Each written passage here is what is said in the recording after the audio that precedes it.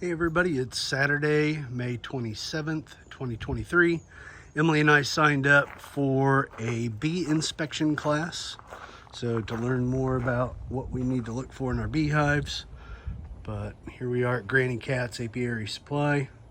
We'll go in here and see what's going on.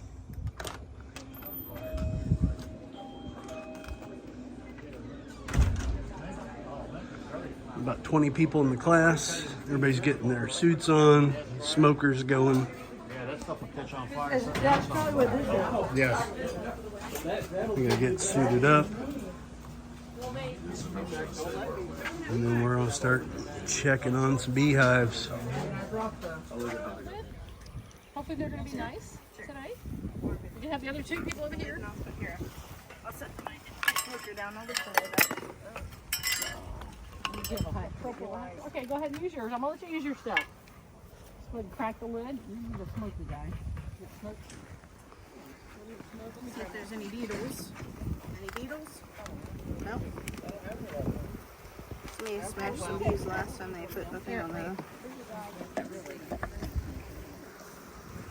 Okay, Kathy, I'm already feeling. So here you go. They're going to glue your lid down. That one came off either here. Stick the flat side. Mine's always Just go along the edge here and just lift it up. One up here. So then you get it up. So check under the lid, turn it over, lay it on the grass, and see if there's any beetles. Because they like to run around and hide in the cracks. It looks pretty good.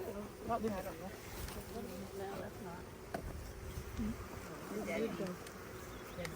Oh, that looks good.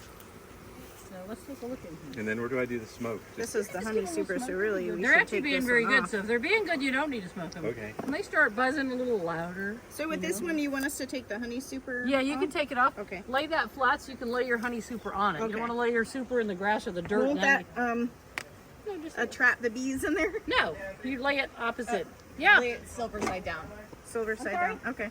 Yeah, so that Okay. the bees are not trapped. Okay. You got 4. That's what I was like, is it going to trap the bees? And then put the honey super perpendicular to You that. go down there with Brandon. Yeah.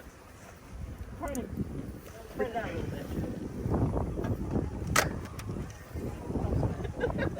It's okay. Yeah, I was just telling Ellie. Yeah, do it sideways. Do it the other opposite, so it stays above them. Okay. So just, I use my lid a lot. I just like set it on here so you don't lay it in the dirt. I haven't had to deal with honey supers yet. There you go. Well, you will. And you can see there's lots of bees in there Yeah. already. Yeah. Kathy, do you go and loose all of them at the No, same time? no, You so only here. do one at a time. Because I was watching Oh, look at this somebody the guy, other he's day. Get your Just little clean bee it butt up. down. You want to do this too, because that's what's holding the lid on, is all this Got it. propolis here. So I just kind of, every time, just kind of, These guys are just chill. they are. Ours are not this chill. you need new cooling. Are they in the sun? Yeah, they're this one. No, they're in the shade. So get them in the sun if you can. If you can move it slowly a couple feet a day to get it where you want it. How far is the sun from where you can? 5 feet. Yeah, Oh, you it's can not do too it. far. So they say not to move your hive more than 3 feet, because if you move it over here, they're going to fly back here and say, hey, what happened to our front door? It's gone. Our house is moved. So here, so just move it maybe 2 feet right in the direction that it's in. Okay. And you'll find it, and then the next day move it a couple of feet, just till you get it where you want it. Okay. Smush them Smash them with the hive. so that they can't reproduce. Yeah.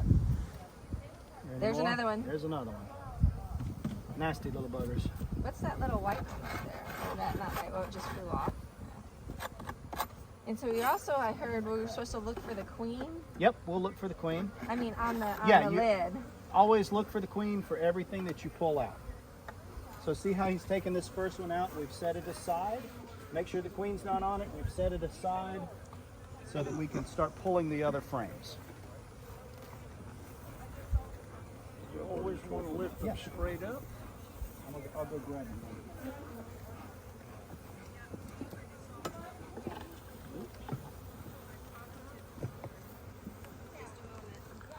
Queen marker in a cage if you can.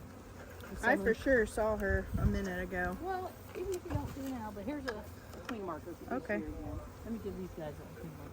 You can keep taking them out. Take out the next one. What you do is you just give them a little smoke and then they'll give you a little room. You've got quite a few different stages. Towards the middle, you've got very old larvae, and they're about to cap that.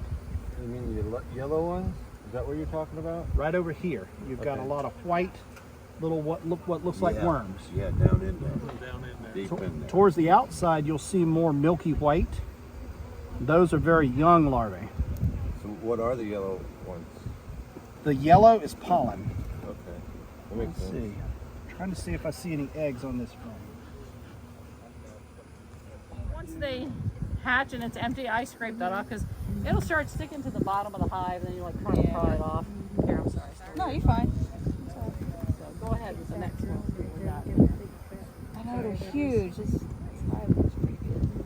Look at this guy. From this point, Yeah, I he keeps going into that hole to feed these babies. Back here. Okay.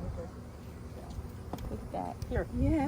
Big old guy. Honey, that's Honey? capped honey. Capped honey? They usually Okay. do the capped honey on these edges. That's Okay. how they store it, and then usually Oh. see the eggs in here. And that's Okay. okay when it's dark like that? Oh yeah, it's fine.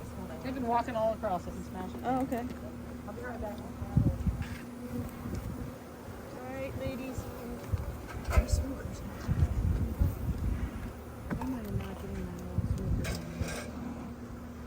Watch your little bee butts. So after the bee class, we had to come back here. We blew a fuse on the tractor, so I had to figure out how to remove all the cowling.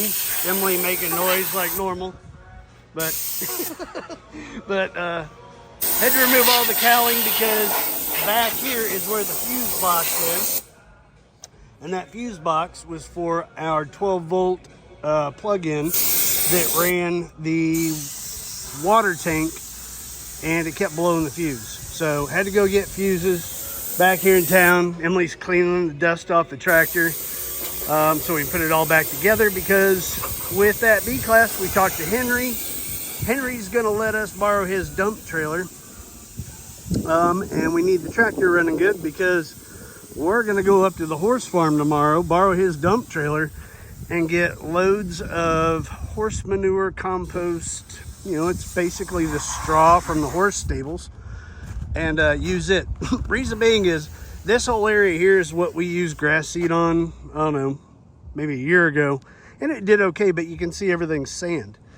We put the same grass seed on this, I don't know, a week and a half ago, and it's already taken off because we put some of that horse manure and compost on here, and it gave it a lot more nutrients. So we're gonna do that to this entire area, and then go get more grass seed or order more grass seed from Hancock Seed down in Dade City. I've got grass seed. We did the same thing up here. So I've got this planted. So we'll go up here and take a look at this. So now that we're up here near the service entrance, this whole area, we dumped a bunch of that manure here, the compost from the horse farm up on top of the hill. So we dumped a bunch of this on here.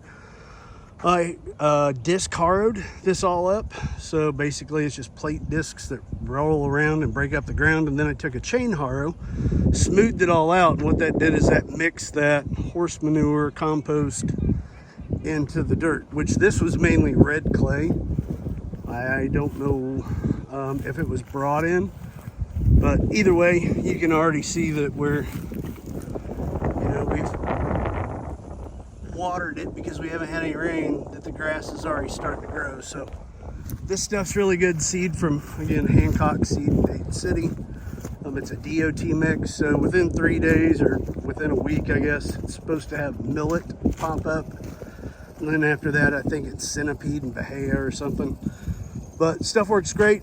If you remember way back when, I just planted winter rye here because I didn't know if this storm ditch was going to work, so I didn't want to plant real expensive seed here.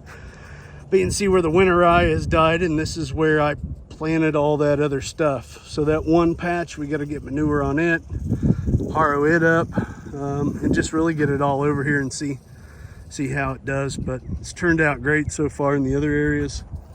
Coming over here to this, now that we haven't had rain in 4 or 5 days, this is finally starting to dry up, which is good because I can form this storm ditch a little bit better to go along our driveway.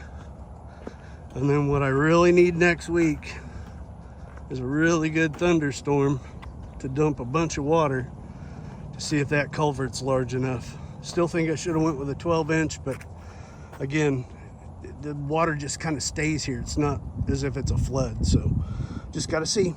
But pretty good day out here for a Saturday Deer Run Farm.